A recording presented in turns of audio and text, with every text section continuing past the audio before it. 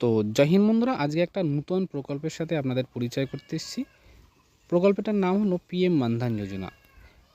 এই যোজনায় form fill up করলে বা আপনাদের এই যোজনার মাধ্যমে যদি আসেন, তাহলে আপনারা কি কি সুযোগ সুবিধা পেতে পারেন, কারা কারা এই যোজনায় নাম নথিভুক্ত করতে পারবেন, কি কি ক্রাইটেরিয়া লাগবে, তো সমস্ত বিষয় আজকে এই ভিডিওর মাধ্যমে বলবো। তো ভিডিওটা সম্পূর্ণ দেখবেন এবং চ্যানেলে নতুন হলে চ্যানেলটা সাবস্ক্রাইব করবেন। তো চলুন আমরা এক এক করে সময় না নিয়ে বিষয়গুলো আলোচনা করতে থাকি।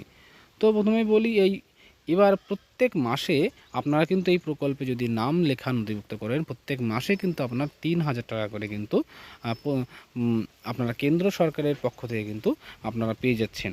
তো কি কি সুবিধা আছে, কারা কারা ফর্ম ফিল আপ করতে পারবেন, কিভাবে করবেন, তো সেগুলো আজকে এই সম্পূর্ণ ভিডিওর মাধ্যমে কিন্তু আপনাদেরকে জানাবো।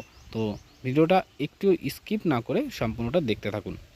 তো বন্ধুরা, প্রথমেই বলি যে স্কিমটার নাম কি। তো বন্ধুরা, প্রথমেই আপনাদেরকে বলি স্কিমটার নাম হলো পিএম মানধান যোজনা 2024। ঠিক আছে। তো এই স্কিমে যেসব ক্ষুদ্র ক্ষুদ্র চাষিরা আছে, ছোট ছোট চাষিরা আছে, তাদের জন্য কিন্তু এই পিএম মানধান যোজনাটা কিন্তু চালু করা হয়েছে, যেখানে প্রত্যেক কৃষকরা যতদিন অ্যাকচুয়ালি আপনারা জানেন, যারা গ্রামে বসবাস করে, যতক্ষণ গায়ে জোর আছে ততক্ষণ কিন্তু মাঠে খাটতে পারে, যখন গায়ে জোর থাকে না তখন কিন্তু আর চাষবাস তারা করতে পারে না। তো সেই কথা ভেবেই আমাদের মাননীয় কেন্দ্র সরকার থেকে কিন্তু এই এই একটা যোজনা, যেটা কিনা বার্ধক্য ভাতা হিসাবে কিন্তু তাদের মাসে কিন্তু 3,000 টাকা করে দিতে চলেছে।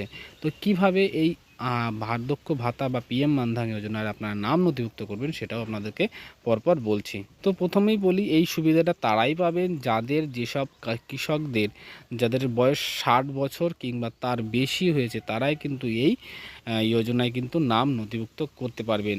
আর কি কি সুবিধা আছে সেটা একটু বলে দিই, একটু দেখুন। যে এই স্কিমের সুবিধাগুলো হলো, প্রত্যেক মাসে কৃষকরা ন্যূনতম 3,000 টাকা করে পেনশন পাবে। শুধু তাই নয়, কোনো কৃষক যদি মৃত্যু হয় হঠাৎ, তাহলে তার স্ত্রী এই যোজনায় মিনিমাম মানে যত টাকা পেতেন, অর্থাৎ প্রতি মাসে যে কিস্তির টাকা পেতেন, তার 50% টাকা কিন্তু তার স্ত্রী কিন্তু পাবেন। অর্থাৎ এটা কিন্তু একটা পেনশনের মতো কিন্তু কাজ করবে। এই স্কিমের ন্যূনতম বয়স কত হতে হবে? এই স্কিমের ন্যূনতম বয়স থাকতে হবে 18 থেকে 40 বছরের মধ্যে। অর্থাৎ আপনারা একটুখানি গুলিয়ে ফেললেন, তাই না, যে 60 বছর আবার 40 বছর। অ্যাকচুয়ালি বিষয়টা হয়েছে, আপনাদের ফর্ম ফিল আপ কিন্তু 18 থেকে 40 বছরের বয়সের মধ্যে কিন্তু আপনাদেরকে এই স্কিমে নাম নথিভুক্ত করতে হবে, এবং তার 60 বছর পূর্ণ হওয়ার পরেই কিন্তু আপনারা কিন্তু এই স্কিমের সুবিধাটা পাবেন। কিভাবে আপনারা এই স্কিমের সুযোগটা নিতে পারবেন?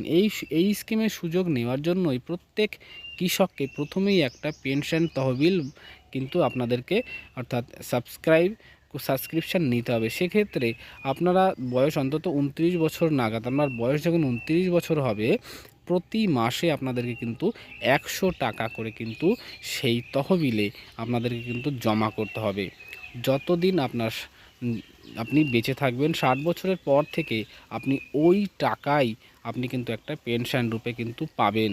বর্তমানে এই কৃষকরা প্রায় 19,47,588 জন কৃষক কিন্তু এই যোজনায় নাম কিন্তু নথিভুক্ত কিন্তু করে ফেলেছেন। তো আপনিও যদি এখনও পর্যন্ত না করে থাকেন, তাহলে নিশ্চয়ই ভিডিওটা সম্পূর্ণ দেখার পরে আপনারা এই যোজনায় নামটা নথিভুক্ত করবেন। কারণ এই রকম একটা সুবিধা একজন কৃষকের খুব দরকার। কারণ একটা কৃষক যে জীবনে কত কষ্ট করে, সেটা আমি নিজে ছোটোবেলা থেকে দেখছি, কারণ আমিও একটা কৃষক ফ্যামিলির ছেলে।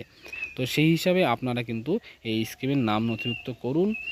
প্রতি মাসে 100 টাকা করে দিয়ে শেষ বয়সে একটা ভালো পরিমাণের যে টাকাটা পেলে আপনার ঠিকভাবে চলে যাবে। আপনাদের কিন্তু এটা খুব ভালো একটা স্কিম। তো কিভাবে আপনারা আবেদন করবেন?